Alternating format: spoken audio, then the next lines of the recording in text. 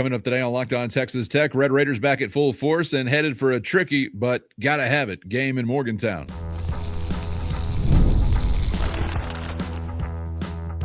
You are Locked On Texas Tech, your daily podcast on the Texas Tech Red Raiders. Part of the Locked On Podcast Network, your team every day. Great to be with you again on Locked On Texas Tech on the Locked On Podcast Network, your team every day, always free and available on YouTube or anywhere you get podcasts. Now the number one sports podcast network in the world with the only Chris Level. I'm Casey Cowan, dropping back in, wishing you a happy Friday or wherever you may be consuming this, hopefully in advance of Red Raiders and Mountaineers. Wanted to catch up with you, Chris, on this Texas Tech hoops front following our time spent in mailbag mode because the Red Raiders are, well, in a bit of a situation right now. Not the run we wanted most recently. A couple of losses stacking up, including one that I have to imagine left them emotionally drained from Monday night and maybe just bodily fluid drained in other ways, given what was running through Lubbock as far as some illnesses that impacting Christian Anderson and others. But as we sit here now, I'm thinking as a Tech fan, let's get right, boys. And then I'm thinking, whoops, tricky road trip coming up. You got a team, obviously, that'll have something to say about it in West Virginia, right? But also just getting there and all it entails going to Morgantown can present its own kind of challenge. So I want to spend some time looking ahead to this matchup on Sunday. I want to get to an interesting note regarding one guy that's really provided some consistency as far as being on the floor, because that ties into something else I want to talk about with you, Chris, and that's sort of a changing cast in some ways. We've seen some names return to the mix and some new faces. Jazz Henderson making his presence known last time we were in action. So interested in the rotation as it stands headed to Morgantown. But in general, this trip is a tricky one for getting right, even though that's sort of what you need to do. Yeah, I mean, I just think in any sport, I think playing in Morgantown is always just a bit tricky. It's one of the longest road trips that exists for Texas Tech in any sport. I think this won't affect the game or anything, but I think the day that we get there, the high is 17 degrees. The day of the game, the high is 22 degrees. So they're dealing with some wintry mix. I don't know if that will affect the crowd or not. This game is going to be on Super Bowl Sunday, which is, weird dynamic, but it'll be, I think, a 1:00 tip local time there in Morgantown, a noon, obviously, tip back in God's country here in the state of Texas. But these guys are coming off of a 5-point win Thursday night. It's a weird, like you and I were talking. We were so ingrained into you either played on Monday, Tuesday, Wednesday, Saturday, rinse and repeat for years in this league. West Virginia's week is going to consist of a Thursday and a Sunday game. I mean, I don't know what to tell anybody. It has to do with all these different deals and sub-licensing and trying to get Peacock and Fox and ESPN. I mean, you're trying to take care of everybody, so you've spread all these games out. So this game is going to be on a Sunday. It's weird. I think you played a Sunday home game a year ago. I guess that's the way you're dealing with it. You're going to have one a year. I don't know. Weird. But they're some a bit of a short turnaround for these guys. But the storyline here is that I think West Virginia is either on the bubble or very close to it. I think that at times teams can play their way off of the bubble. I think West Virginia has done enough to remain in the conversation. How about that? And it's hard to win games on the road in this league, and West Virginia is just coming off of one of those. They have swept Cincinnati, so a 5-point win. And this was a game that they're losing, and then they go on a 16-2 run with about 10, 12 minutes to go, and really, I think, controlled it from there. And it's I don't know if this is specifically, but it's probably going to cost Wes Miller his job there at Cincinnati. I mean, these kinds of games, these kinds of losses. But, yeah, West Virginia will be tricky. But the main storyline here is that this is a head coach that is in year one, Ross Hodge, that has worked with Grant McCaslin at Midland College, at Arkansas State, and at North Texas. And I think, he took over at Midland College. I think I'm right here. I think he took over at Midland College when Grant left that job. And then they went to Arkansas State together. And then they left from Arkansas State to go to North Texas. And then he took over at North Texas when Grant left to come to Lubbock. And so this is a lengthy relationship. Not many secrets here. It's just to be about these essentially new rosters that they're dealing with this year, and a probably very hungry Texas Tech team. But this West Virginia team is going to play a lot like what people feared that Texas Tech would play like when Grant came here. One of the slowest paces of play in the country, going to grind you, going to try to drag you to the deep end of the pool and then drown you, going to kind of shorten the game, all of that kind of stuff. This is what West Virginia is doing. It's not a wildly talented team. They're well coached, and it's a group that will guard like crazy and built on all the grit and toughness that Grant talks about that he wants from his guys. Yeah, kind of an interesting run so far in the Big 12 Conference. Have visited some of the who's who of the league and taken it on the chin. Iowa State and Arizona, as we're talking about, Houston, I think, as well. Got kind of a nasty L there on their home floor against Baylor, but then they do something like what they do against Cincinnati on the road. So tread lightly. There's no doubt about that. Could be tough on you. And I'm kind of curious about similarities just in styles. You sort of mentioned there as far as the pace and some things that were discussed about Grant McCasland. But maybe aside from like pace, do you think because of so much time spent together and around one another, do they do a lot of things similarly as far as the way their teams operate, or are there different head coaching personalities at play? Well, they will try to rebound and emphasize that like you do, and like you have done in recent days and weeks and all those things. But there's times when Texas Tech gets out on the floor against some of these teams. It's like, I don't know if this is the game you really want to track meet. You kind of maybe would want to slow it down. This is a game to where I would think West Virginia won't want to run with you. That they'll say, hey, we need to slow this game down. It needs to be played at our pace. So the faster the game goes, the better off you are, because I think you have more firepower and all those things. I will remind you of a player, and I think we mentioned this in one of the things we did this week about Harlan Obioha, that was the center for UNC Wilmington that you played in the NCAA tournament. So there's a familiar face. He will be tasked with trying to guard JT Toppin. I don't think that West Virginia will employ the same strategy that Kansas did and feel like they can Mr. Obioha can just guard JT one-on-one. And so you can look for a double team, and then that's when you start getting into your stuff. I do expect Christian Anderson to play in this game. Okay, so I don't want to bury the lead there. I think you'll have your point guard back and available. And Callan, you're risking here losing 3 in a row, and that wouldn't be good.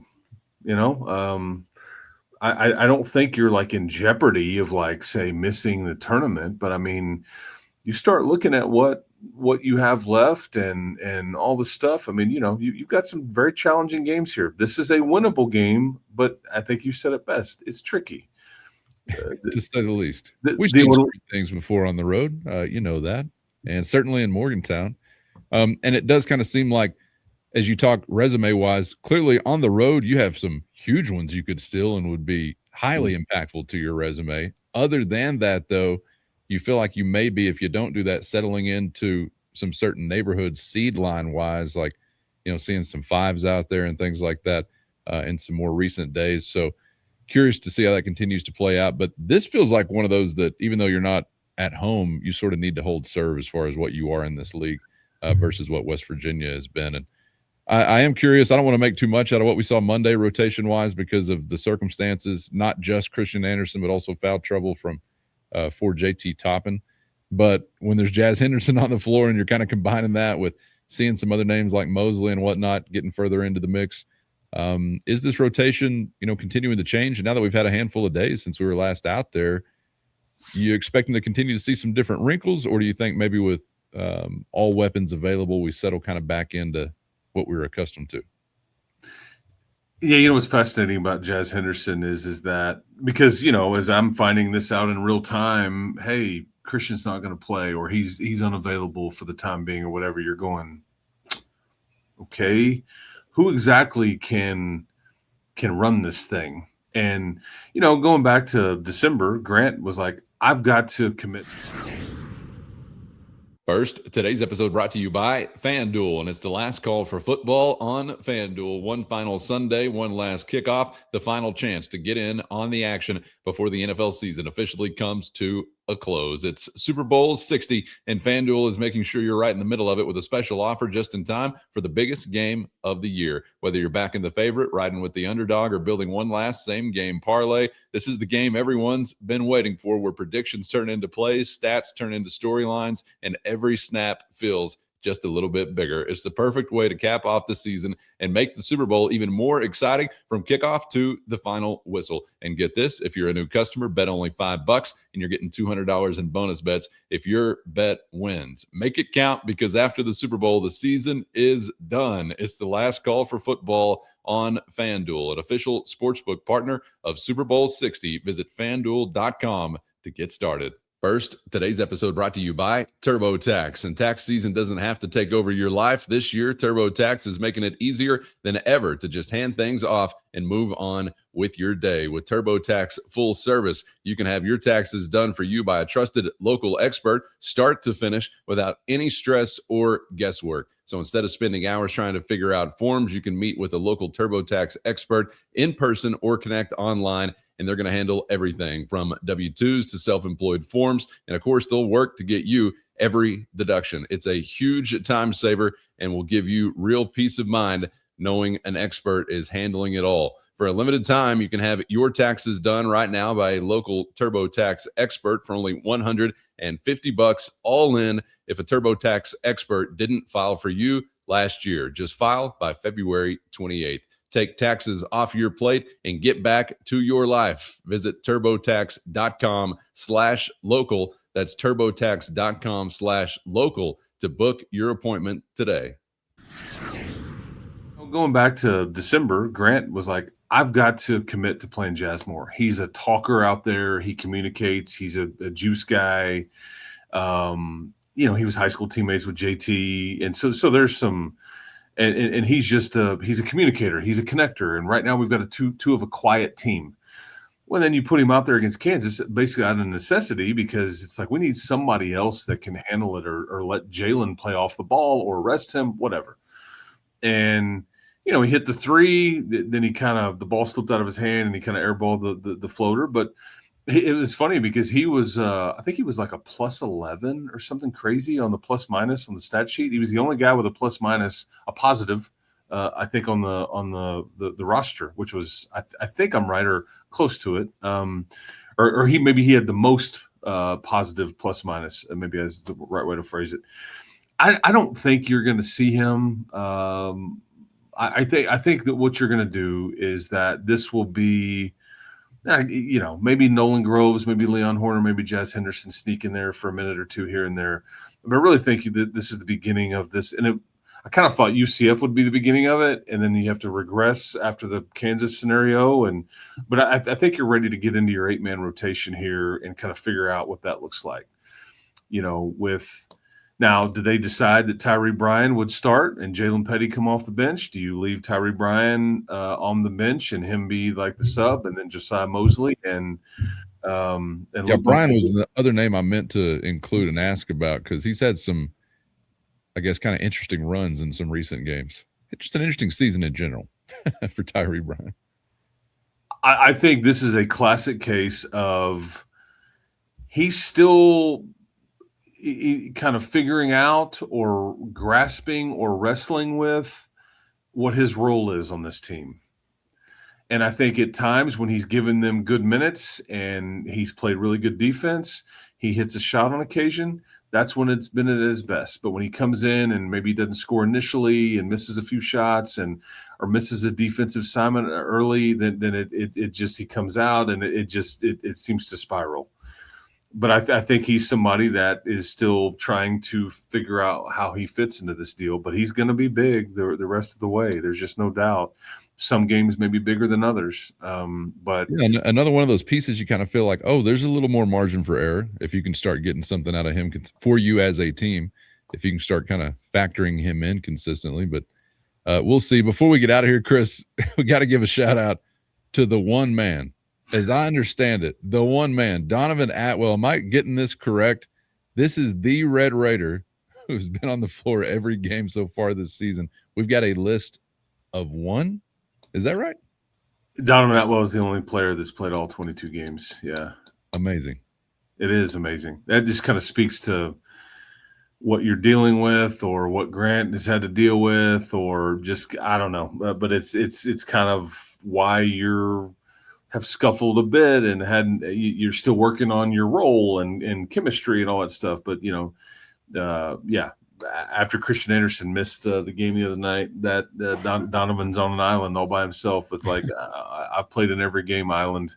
Yeah, I mean, so the other company he's keeping, I think we can put him in the category of transfer hits, big time. He is somebody that has grasped and the role and what the team needed from him from the jump, and it's been just flawless. He's the epitome of perfect fit. Yeah. 3-and-D, man. Yeah. That's what he does, and he does it extremely well. And I'll be interested to see in this game exactly how you utilize who guards whom. Because Donovan has been asked to guard some of these lottery picks in recent, and he's done a pretty good job when that was the matchup. Or hey, we're going to try somebody else on him, but hey, okay, it's not going well. Hey, Donnie, go fix it. Thought he did a phenomenal job on Darren Peterson the other day. I think when he got put on Kingston Flemings at the latter part of the game, I think he did well. I think he was pretty good on Devanza in the second half. Hunter Huff is their kind of guy. He's only 5'10", so this may not be the matchup. But Hunter Huff is for West Virginia is kind of their glue guy, their juice guy. He's, I think, third in the country with 81 made threes. 81 made threes on a team that doesn't score a ton of points. And when they were going on a 16-2 run to beat Cincinnati the other night, it was Mr. Huff that scored all 16 points in the second half of the points that he scored in the game. He scored 11 of the 16 in that 16-2 run, and it was 3 threes in the midst of that run that really kind of broke it open and allowed them to get the lead, and they never looked back. So he's the guy. I just don't know if that's that may be more of a Christian or a Jalen Petty assignment defensively. So, but this will be a grind. This will be and the longer that West Virginia stays in it and the less time is left, the better they'll feel, and probably the more stress you'll feel. And I expect it to be full and spirited, and it'll be just a tricky spot for you. But you've got to have some sense of urgency here, man. You don't need to be losing 3 in a row here. Yeah, got to have it. And you're kind of just back in a similar situation, I think, in some ways, to where you were last weekend on the road. A team that's got tournament on their minds and would love a big fish in the net and to improve the resume. They've already beat Kansas there. Yeah. I mean, your scalp would be a nice one, just like Central Florida was thinking. So hopefully we don't fall prey to it for a second consecutive weekend, but it's going to be tough. Chris, safe travels. Enjoy the ball game. We will reconvene, hopefully talking to win, man. We'll see you then. Enjoy some Red Raider hoops on Sunday. Enjoy the Super Bowl. Enjoy the Olympics, whatever you got going. Be good out there, people. Stay safe, and we'll talk to everybody next time. Guns up. Thank you to the everydayers, the all-the-timers, for always being out there riding along, and the Matador Mob. Hit our show notes and find a link to a free 14-day trial. That's your direct line to Chris and myself with one-on-one text sent straight to your phone. For Chris, I'm Casey. Thanks as always for the time. We hope to see you back for the next round on Locked On Texas Tech.